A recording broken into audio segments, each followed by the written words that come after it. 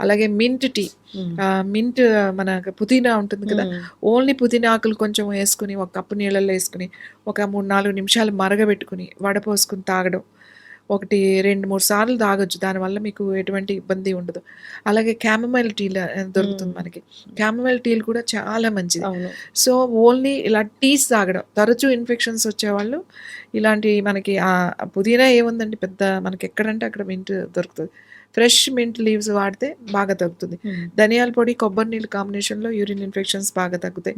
Barley ఇంకా చాలా మంచిది. అలా ఇంకా చాలా టీస్ ఉన్నాయి. ఇప్పుడు క్యాన్‌బెర్రీ జ్యూస్ చెప్తారు. క్యాన్‌బెర్రీ జ్యూస్, బెర్రీస్ జ్యూస్ అవును. కూడా తాగితే యూరిన్ ఇన్ఫెక్షన్స్ తగ్గుతాయని. ఇప్పుడు క్యాన్‌బెర్రీ జ్యూస్ కాకుండా టాబ్లెట్స్ రూపంలో కూడా వచ్చినియి. హ్మ్. సో, మనం ఎక్కడో బయట నుంచి కొనుక్కోవాల్సిన అవసరం లేదు. ఆహ్, మనకి దొరికే ఈ టీస్, ధనియాల పొడి, తర్వాత బార్లీ వాటరు ఇవన్నీ కూడా చాలా బాగా ఉపయోగపడతాయి.